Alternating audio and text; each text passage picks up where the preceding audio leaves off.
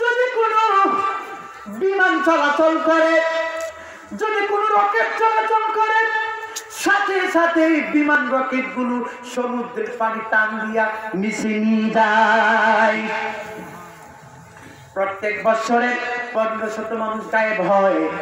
এই শয়তানি কারবার দেখে আমেরিকার সরকার এটাকে নাম দিয়েছে ডেভিল সি, মানে শয়তানি সমুদ্র। আমি জানতে চাই প্রত্যেক বছরে প্রতি বছরে যে জায়গাটার মধ্যে সমুদ্রে 1500 মানুষ সমুদ্র গিলে ফেলে, উপর দিয়া বিমান চলাচল করতে পারি না, উপর দিয়া রকেট চলাচল করতে পারি না, ওই জায়গাটার মধ্যে রহস্য আছে কি আছে না? জুড়ে বলতে হবে আছে কি আছে না?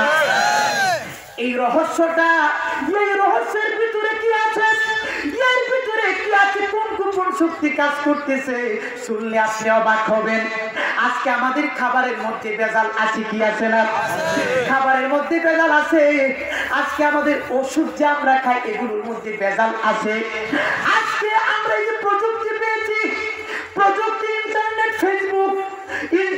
ফেসবুক, ঘরে বসে আমেরিকায় যদি একটা কিছু হয়, ঘরে বসে মুহূর্তের মধ্যে আমরা খবর নিতে পারি বসে বসে। এই যে প্রযুক্তি, এই প্রযুক্তিগুলো কার মাধ্যমে কোন গোপন শক্তি আবিষ্কার করতেছে আমি বলবো ইনশাআল্লাহ একটু পরে। তার আগে আমি যে হাদিস শরীফ বলতেছিলাম, আমার নবীজি সাদ বিন মুআযের কবরের মধ্যে বসে রইলেন। সম্মানিত মুসলিম, হাদিসের কিতাবে এসেছে এই সাদ বিন মুআয তিনি যখন মারা গেলেন, তাহাররাকাল আরশ, আল্লাহর আরশ কেঁপে উঠেছিল। আল্লাহু আকবার। এখানে এরকম কেউ কি আছেন বলতে পারবো আমি মারা গেলে আল্লাহর আরশ কাঁপবে? বলতে পারবো? ফুতিহাত লাহু আবওয়াবুস সামা, উনার মৃত্যুতে আল্লাহ রাব্বুল আলামিন 7টা আসমানের দরজাগুলো খুলে দিয়েছিলেন। শাহিদাহু 70,000 মিনাল মালাইকাতি, 70,000 ফেরেশতা নবীজির সাহাবীর জানাজায় শরীক হয়েছিল। কত হাজার ফেরেশতা? 70,000 ফেরেশতা শরীক হয়েছিল। ও যুবক ভাইরা, কোথায় দাও? কি করতেছো? টিভি দেখে, ফেসবুক চালায়, ইন্টারনেট থেকে নিজের জীবনের অমূল্য সময় নষ্ট করতেছো। জানো না রে যুবক, কি বিপদ সামনে অপেক্ষা করতেছে। সম্মানিত উপস্থিতি, নবীজি এইরকম একজন সাহাবী নবীজি ইমামতি করলেন। নবীজি বসে রইলেন। বসে যাওয়ার পরে হঠাৎ করে তাকবীর মারলেন। সাহাবীরাও নবীজির সাথে আল্লাহু আকবার বলে তাকবীর বলতেছে। এবার সাহাবীরা জিজ্ঞেস করলেন, ইয়া রাসূলুল্লাহ, ইয়া হাবিবাল্লাহ, আমরা একটা গভীরভাবে আপনাকে দেখেছি, কারো জানাজার কাউকে দাফন করার পরে তো আপনি কারো কবরের পাশে এইভাবে বসে থাকেন না, কারো কবরের পাশে এত দীর্ঘ তাসবিহ পড়েন না, কারো কবরের পাশে এইভাবে আপনি তাকবীর দেন না, তার কারণটা কি? বন্ধুরি আমার নবীজি বললেন, সাহাবীরা রে, আমি যা দেখি তোমরা তা দেখো না। আমি দেখতে পেয়েছি আমার সাহাদের কবরে রাখার পরে, আমার সাহাদকে কবরে রাখার পরে ডান দিকের মাটি বাম দিকের মাটি চাপ দেওয়ার জন্য একসাথে হয়ে যাচ্ছে। আল্লাহু আকবার। সম্মানিত উপস্থিতি, যার জানা যায় 70,000 ফেরেশতা নাজিল হয়েছে, যার ইন্তিকালে আল্লাহ পাকের আরশ কেঁপে উঠেছে। নবীজি ইমাম হয়ে ইমামতি করলেন। তার কবর নবীজি দেখতেছেন। কবরে রাখার পরে ডান দিকের মাটি বাম দিকের মাটি চাপ দেওয়ার জন্য একসাথে হয়ে যাচ্ছে। এই অবস্থা আমার নবীজি দেখছেন, সাহাবীরা দেখেন নাই। এটা দেখার পর আবার নবীজি বলতেছেন, সাহাবীরা রে, এই অবস্থা দেখে আমি নবীজি দুনিয়াতে আছি, আসার পরে আমার সামনে আমার সাহাবীর কবরে কষ্ট দিবে, কবরে চাপ দিলে হাদিস শরীফের মধ্যে সেটা কবরের মনোযোগ।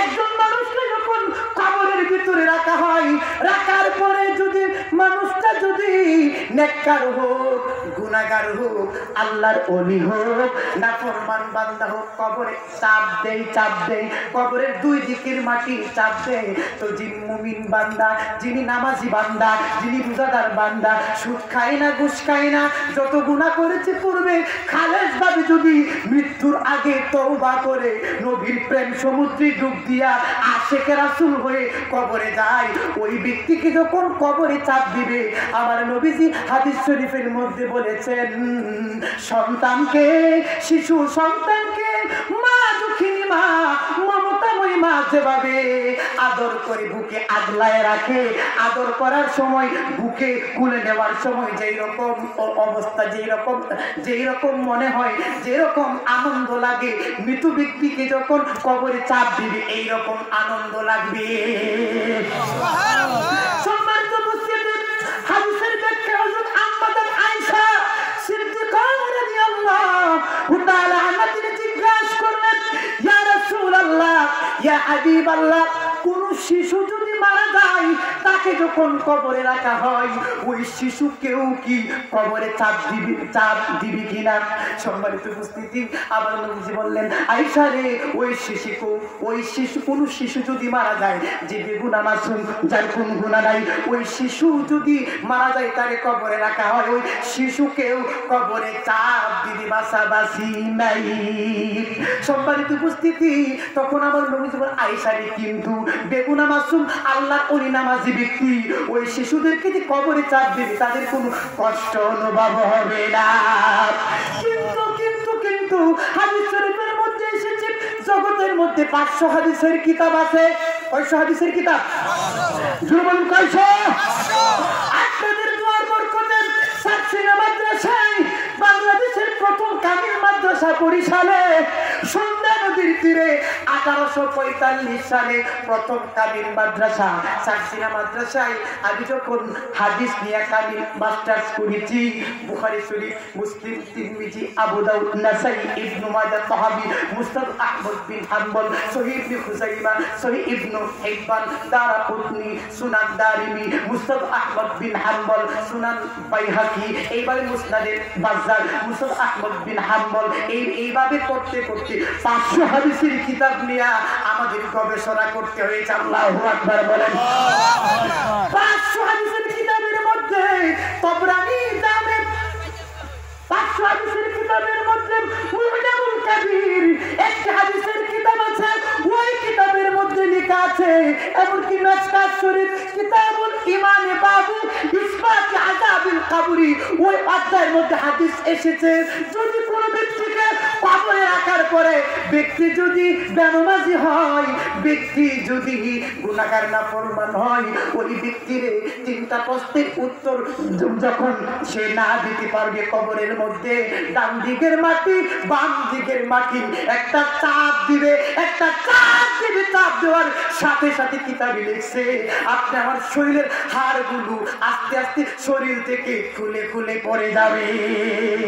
নাউজুবিল্লাহ। কোন কে এমপি কে মন্ত্রী, কে এমপি কে মন্ত্রী, কে কি এটা কবর দেখবেই না, ঠিক কিনা বলেন বাজানরা?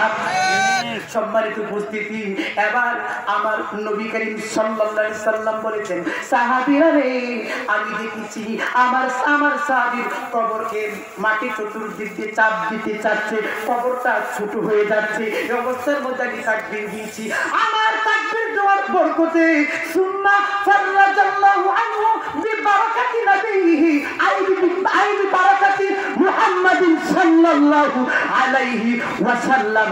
আমার নবীজি বলেছেন, আমার তাকবীরের বরকতে আমার সাহাবীর কবর আজ বড় হয়ে গেছে, আল্লাহ কবরের আযাব মাফ করে দিয়েছেন। আল্লাহু আকবার। আমার মুক্তাগাছার যুবক ভাই, আমার মুরব্বী বাবারা, এই হাদিস থেকে কি শিখলাম? 2টা পয়েন্ট আমরা নিতে পারি। মোল্লা আলী কারি 1 লক্ষ হাদিসের হাফিজ ছিলেন। আল্লাহু আকবার। একটা খন্ড আমি এনেছি, মোল্লা আলী কারি 1 লক্ষ হাদিসের হাফেজ, উনি এই হাদিসের ব্যাখ্যা করতেছি মিরকাত শারহু মিশকাতের মধ্যে লিখেছেন একজন মানুষ যদি 5 ওয়াক্ত নামাজ আদায় করে রোজা রাখে হজ করে স্ত্রীকে পর্দায় রাখে এবং কি সমস্ত আমল করে এরপরে যদি তার ভিতরে দয়াল নবী কোন সম্রাট দয়াল নবীর প্রেম ভিতরে না থাকে ওই ব্যক্তি কবরে হাসুরি মিজানে ফুলসিরাতে আল্লাহর কাছে ধরা খেয়ে যাবে ঠিক কিনা বলে এই জন্য আমরা যে কোনো মুহূর্তে যে কোনো সময়ে আমার মুক্তাগাছার মুসলমান নবী প্রেমিক ভাইরা যে কোনো মুহূর্তে যে কোনো সময় আমার নবীর জন্য ইসলামের জন্য জীবন দিতে পারি ঠিক কিনা বলে ভালোবাসি তোমায় ভালোবাসি তোমায় কন্যা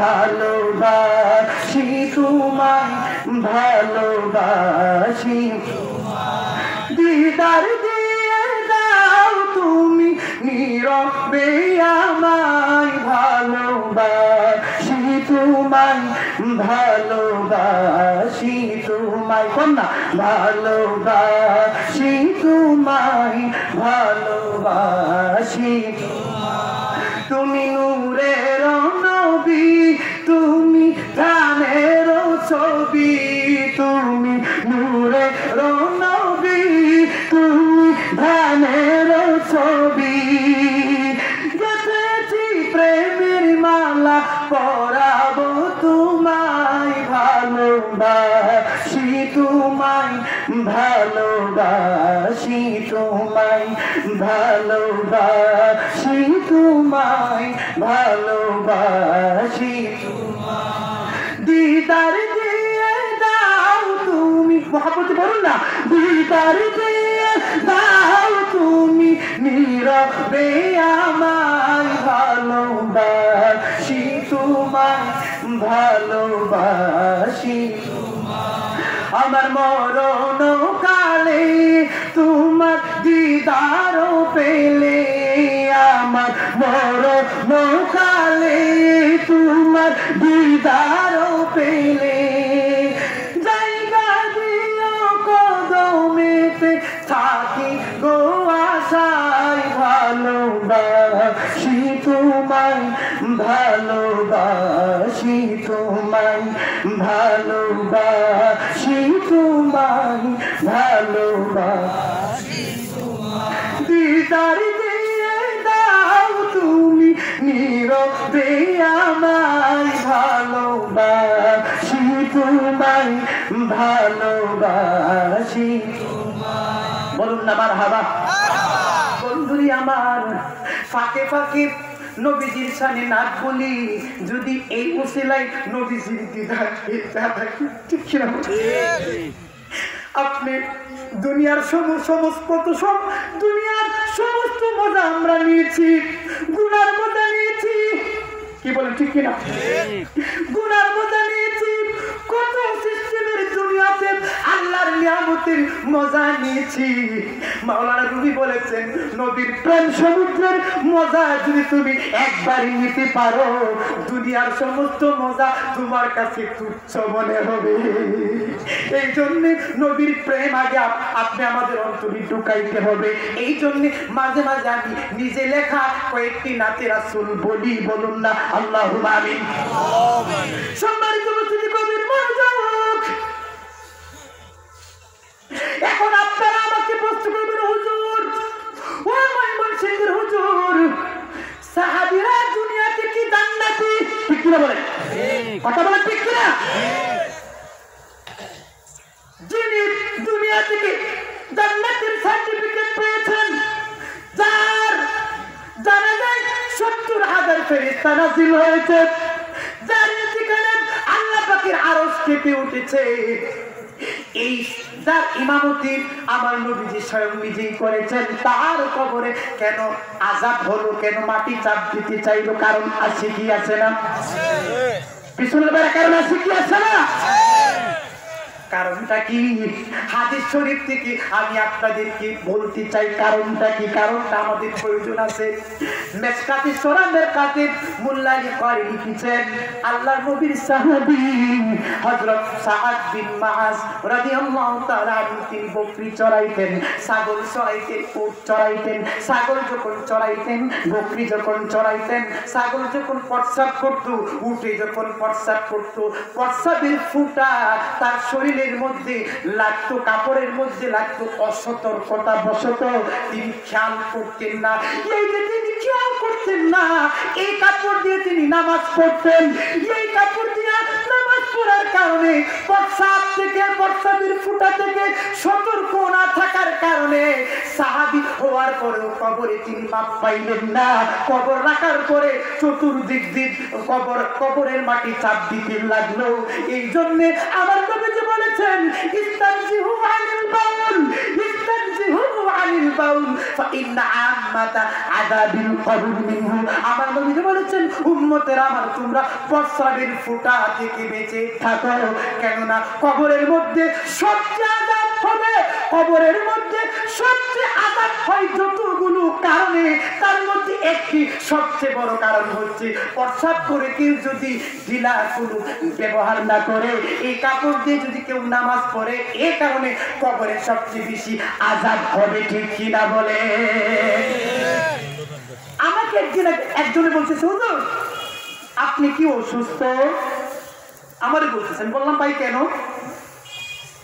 হুজুর দেখছি আপনি প্রস্রাব করার পরে 3 মিনিট দাঁড়ায় আছেন ঢিলা নিয়া। তো 3-4 মিনিট দাঁড়ায় থাকার পর আমার প্রস্তুত করে দিয়েছে, আমার উনি মাপতে পারেন না। হুজুর আপনি কি অসুস্থ নাকি? কি বলেন? আমাদের সমাজে এইরকম ঠাট্টা মানুষ আছে কি আছে না? 3 মিনিট পরে আমার বলতে, হুজুর আপনি কি অসুস্থ নাকি? আমি বললাম, ভাই কেন আপনি আমাকে অসুস্থ বললেন কেন? আমি দেখছি আপনি প্রস্রাব করেছেন, প্রস্রাব করার পরে ডিলালিয়া 3 মিনিট দাঁড়ায় রয়েছেন। এটা কি 3 মিনিট দাঁড়ায় তাহা লাগে? আমি বললাম যে বাড়িতে কতটুকু দাঁড়ায় তাহা লাগে? ওই প্রস্রাব করছেন, প্রস্রাব করার সময় তো আপনি বুঝবেন আপনার ভিতরে প্রস্রাব আছে কি নাই। তো এরপরে তো পানি খরচ করলে তো চলে, আমরা দাঁড়ায় থাকবো বলছে কে? তখন আমি বলছি যে ভাই আপনি কি নবীজির হাদিস বিশ্বাস করেন কিনা? ওই করি। আপনি কি জানেন বর্তমান পৃথিবীর বিজ্ঞানীরা নবীজির এই সুন্নতকে নিয়ে একটা গবেষণা করেছে যে প্রস্রাব একজন সুস্থ মানুষ যত ভালো করে প্রস্রাব করুক, প্রস্রাব করার পরে একজন সুস্থ মানুষ সে যখন উঠে, পুরুষের রগগুলো শক্ত।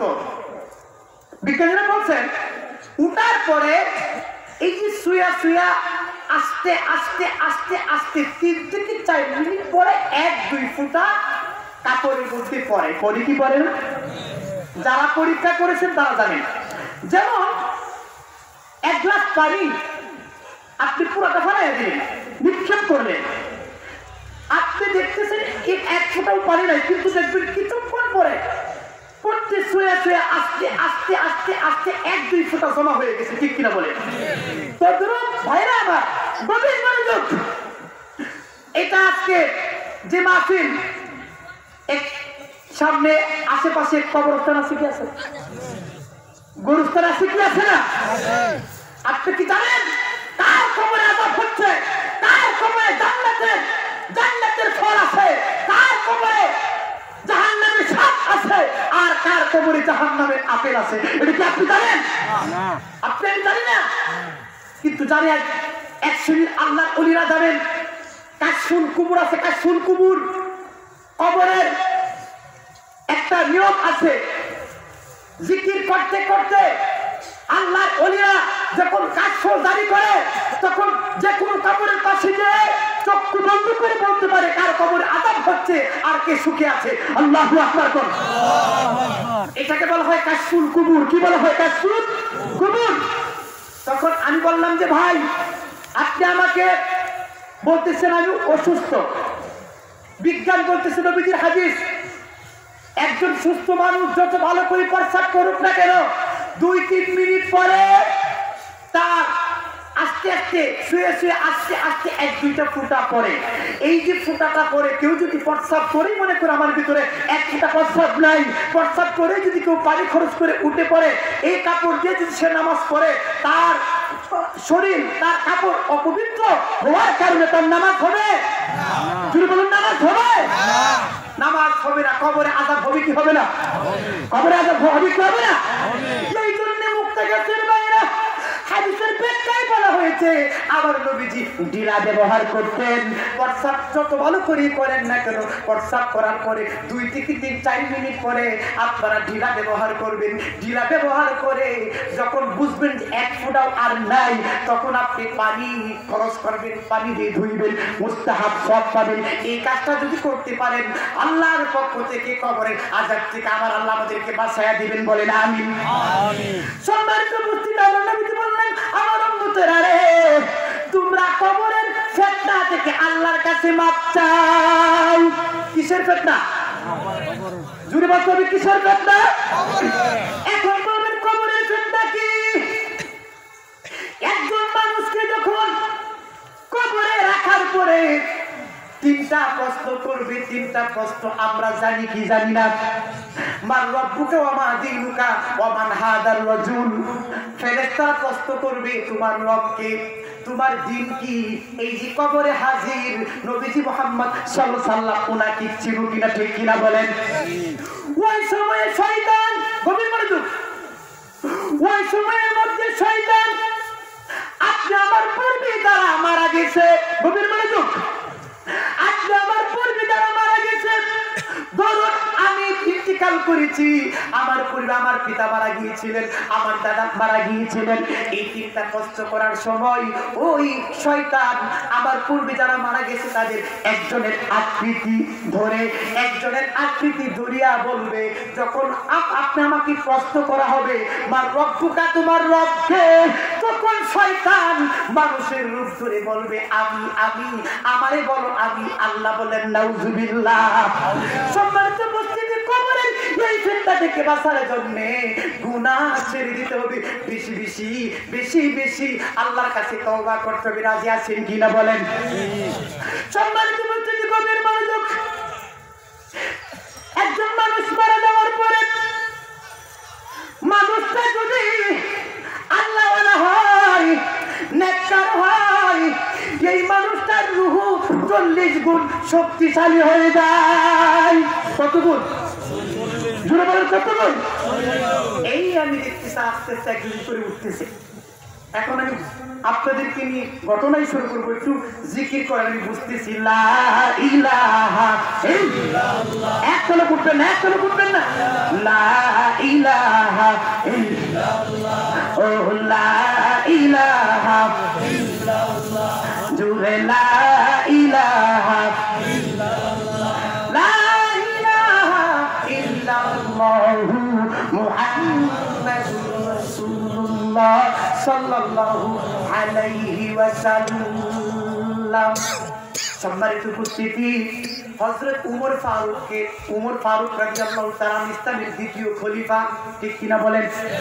যারে দেখে শয়তান ভয় পাইতো, ঠিক কিনা বলেন? উমর যে রাস্তা দিয়ে যাইতো, শয়তান এই রাস্তা দিয়ে যাইতো না। এই উমর ফারুক আজম রাদিয়াল্লাহু তাআলা আনহুর যুগে নবীজির একজন বিখ্যাত সাহাবী হযরতে আব্দুল্লাহ ইবনে হুযাফা রাদিয়াল্লাহু তাআলা আনহু 1000 সাহাবী নিয়া তৎকালীন সুপার পাওয়ার রোমের সম্রাট হিরাক্লিয়াসের বিরুদ্ধে যুদ্ধ করতে গেলেন। কতজন সাহাবী? কতজন? 1000। সেনাপতি ছিলেন আব্দুল্লাহ ইবনে হুযাফা রাদিয়াল্লাহু তাআলা আনহু। তো যুদ্ধ করতে যায় এই পৃথিবীতে বর্তমান সামরিক দিক দিয়ে, অস্ত্রের দিক দিয়ে সবচেয়ে শক্তিশালী কে বলতো আপনারা? হ্যাঁ, আমেরিকা, ঠিক করে বলেন? ঠিক হযরত উমরের যুগে কাফিরদের মধ্যে সবচেয়ে শক্তিশালী ছিল রোমের বাদশা, তার নাম হিরাক্লিয়াস। নাম কি? জুড়ে বলুন, নাম কি? হিরাক্লিয়াস। আমার নবীজির সাহাবী আব্দুল্লাহ ইবনে হুযাফা, গভীর মনোযোগ, আব্দুল্লাহ ইবনে হুযাফা তিনি যুদ্ধ করতে গেলেন। যুদ্ধ করতে যাওয়ার পরে 300 সাহাবী নিয়ে তিনি অ্যারেস্ট হয়ে গেলেন। 300 সাহাবী নিয়ে অ্যারেস্ট হওয়ার পরে তাদেরকে জেলখানায় বন্দী করা হলো। এবার রুমের বাদশা একদিন বলতেছে, ও আমার সৈন্যরা, মুসলমান সেনাপতিকে দাওয়াত করো, জোহরের নামাজের পরে রাজ সিংহাসনে তাদেরকে নিয়ে আমি খাবার খাবো, তাদেরকে মেহমানদারি করবো। সম্মানিত উপস্থিতি, জেলখানার ভিতরে নবীজির বিখ্যাত সাহাবী হযরত আব্দুল্লাহ ইবনে হুযাফাকে দাওয়াত করা হলো। ও সাহাবী, মুসলিম সেনাপতি, আপনাকে আমাদের বাদশা দাওয়াত করেছে, জোহরের নামাজের পরে আপ্যায়ন করবে, আপনি চাইছেন। সম্মানিত উপস্থিতি, 300 সাহাবী জোহরের নামাজের পরে রুমের বাদশার সিংহাসনে তাই হাজির হলো। সিংহাসনে হাজির হওয়ার পরে এবার রুমের বাদশা বলতেছে, ও আব্দুল্লাহ, ইজলিস মায়া ওয়াকুল মায়া, তোমার জন্য যে আমি স্বর্ণের একটা সিংহাসন রেখেছি, এই সিংহাসনের উপরে বসে দাও। সুবহানাল্লাহ। তো আব্দুল্লাহ ইবনে হুযাফা তিনি মনে মনে চিন্তা করতেছেন, ব্যাপারটা কি? আমি মুসলমান, আমরা মুসলমান, সে হলো খ্রিস্টান। আচ্ছা বলুন তো, কোন খ্রিস্টান, কোন হিন্দু, কোন বৌদ্ধ মুসলমানের ভালো চাইতে পারে? কি বলেন, পারে? তার জন্য হুযাফা তিনি চিন্তা করলেন, বিষয়টা কি? আমি তার বিরুদ্ধে যুদ্ধ করতে এসে অ্যারেস্ট হয়েছি, আমাকে মৃত্যুদণ্ড দেওয়ার কথা, তা না দিয়া মানে ঈশ্বরের ইঙ্গিতে কথা বলতে পারলাম, তা না করে আমার বাদশা স্বর্ণের চারি বসায় আমার আদর করে খাওয়াইবে, এটার মধ্যে রহস্যটা কি? মুসলিম সেনাপতি আব্দুল্লাহ ইবনে হুযাফা তিনি চিন্তা করতে লাগলেন, বিষয়টা কি? সম্মানিত উপস্থিতি, যাই কোথায় এই কাজ। রুমের বাদশা বলতেছে, খ্রিস্টান বাদশা, ও আব্দুল্লাহ, মুসলিম সেনাপতি, তুমি কি জানো তোমারে কেন আদর করে আমি আমার ডান পাশে স্বর্ণের কুরসিতে বসিয়েছি? তুমি কি এটা জানো? তোমারে কেন আমি আজকে দুপুরের খাবার খাওয়াইবো, এটা রহস্য কি জানো? আব্দুল্লাহ ইবনে হুযাফা বলেন, জানি না গো ও বাদশা, আপনি বলে দিন কি জন্য আমাকে দাওয়াত করেছেন। আমাকে দাওয়াত করার কথা না। সম্মানিত উপস্থিতি, রুমের বাদশা বলল, আমি এই জন্য দাওয়াত করেছি, তুমি বাদদিল দীনাক ওয়াহফাজ দীনি, তুমি তোমার ধর্ম ইসলাম ত্যাগ করো, আমার খ্রিস্টান ধর্ম গ্রহণ করো। নাউজুবিল্লাহ কর। আব্দুল্লাহ ইবনে হুযাফা তিনি জবাব দিলেন, বাদশা, আমি যা মনে করেছিলাম তাই আমি দেখতে পেয়েছি, কারণ কোন খ্রিস্টান তো মুসলমানের ভালো চাই না। ও বাদশা, তুমি শোনো, লা আতরুকু দীনি, আমি ইসলাম গ্রহণ করে নবীর প্রেম সাগরে ডুব দিয়ে কালিমা পড়ে যে মজা পেয়েছি, যে আল্লাহর দিদার লাভ করেছি, আল্লাহকে পেয়েছি, 1 সেকেন্ডের জন্য আমি ইসলাম ত্যাগ করতে পারবো না। আল্লাহু আকবার। সম্মানিত উপস্থিতি, এবার রুমের বাদশা বলল, ও আব্দুল্লাহ ইবনে হুযাফা, তোমাকে আমি 3টা পুরস্কার দান করব যদি তুমি ইসলাম ছেড়ে দাও, আমার খ্রিস্টান ধর্ম গ্রহণ করো। ওই কি কি পুরস্কার দিবেন? এবার রুমের বাদশা বলতেছে, আমি তোমাকে এই আমার রোম সাম্রাজ্যের 50 জন যুবতী মহিলার সাথে বিবাহ দিব। সংখ্যা কত? আপনারা বলেন তো, এই যে পরীক্ষা করতেছে, এটা পরীক্ষাটা ছোট না বড়? আমরা তো একদম সুন্দরী রূপসী মহিলা, যদি কেউ বলে তুমি এই কাজটা করো, কাজটা সহজ, যদি আপনাকে আমাকে একটু প্রস্তাব দেয়, তুমি এই কাজটা করো, কাজটা সহজ, তোমাকে আমার এলাকার সবচেয়ে সুন্দরী রূপসী মেয়ের সাথে বিবাহ দিয়া দেব, কি বলেন? আমরা কি রাজি হবো কি হবো না? হ্যাঁ, এটা কে রাজি হবে কি হবে এটা আমাদের মনের ভিতরে আছে। সম্মানিত উপস্থিতি, আমার নবীজি কি বলছেন? জানেননি?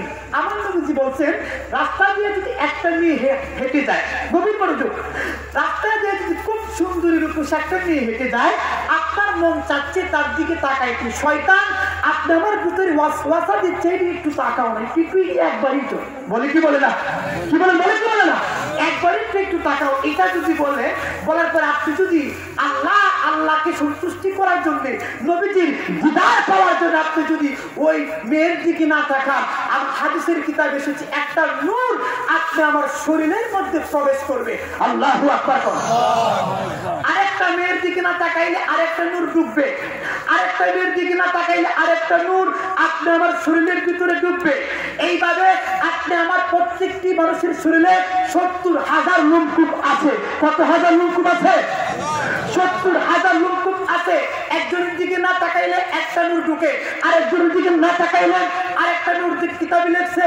এইভাবে একজন আল্লাহর ওলি, একজন মুসলমান কোন মেয়ের দিকে, মহিলার দিকে না তাকাইতে না তাকাইতে নূর ঢুকতে ঢুকতে যখন 70,000 লোমকূপের মধ্যে 70,000 লোম ঢুকে, তখন এই মানুষটা আল্লাহ ওলি হয়ে যায়।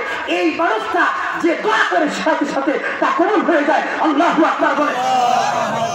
এই জন্য ইমাম গাজ্জালি বলেছেন, ইমাম গাজ্জালি কে ছিলেন? এখনো আমেরিকার বিশ্ববিদ্যালয়গুলোতে, ফ্রান্সের বিশ্ববিদ্যালয়গুলোতে, চীনের বিশ্ববিদ্যালয়গুলোতে আমাদের মুসলমানের ইমাম গাজ্জালি রাহমাতুল্লাহের কিতাব পড়ানো হয়। যদিও তারা খ্রিস্টান, যদিও তারা মুসলমান পছন্দ করে না, মুসলমান হত্যা করতে শহীদ করতেছে, ঠিক কিনা বলে? সেই ইমাম গাজ্জালি বলছেন একজন মুসলমান, গভীর মনোযোগ, একজন মুসলমান তার ইসলামের যে আকর্ষণ কিভাবে পাবে জানার প্রয়োজন আছে কি আছে না? কি বলে আছে কি আছে না? আমাকে একজন বলতেছে, হুজুর এই যে চেষ্টা করি নামাজে তো মজা পাই না, এই যে চেষ্টা করি, আমার স্ত্রী নতুন বিয়ে করছি, আমার স্ত্রী আমার বলে তুমি নামাজে যাও না কেন, সবাই নামাজে যায়, তুমি জুমার নামাজও পড়ো না, কারণটা কি? তো হুজুর এই যে চেষ্টা করি নামাজের মধ্যে মন দিতে পারি না। তখন আমি ওই ছেলেকে উত্তর দিয়েছিলাম যে ইমাম গাজ্জালি রাহমাতুল্লাহ আপনার প্রশ্নের উত্তর জবাবটা দিয়েছে। কি জবাবটা দিয়েছে? ইমাম গাজ্জালি পবিত্র কোরআন কারীমের একটি আয়াত শরীফ পড়েছেন, আফামান শারাহাল্লাহু সাদরাহু লিল ইসলামি ফাহুয়া আলা নূরিন মির রাব্বি। আল্লাহু আকবার। ইমাম গাজ্জালি বলেছেন কোন মুসলমান ইসলাম গ্রহণ করার পরে সে যদি গুনাহ না ছাড়ে, তাহলে ঈমানের নূর, ইসলামের নূর তার অন্তরে সে পায় না। যখন কোন মানুষের অন্তরে ঈমানের নূর থাকে, ইসলামের নূর না থাকে, তখন ইসলামের ইবাদত গুলো আছে, নামাজ আছে, জিকির আছে, দুরূদ শরীফ আছে।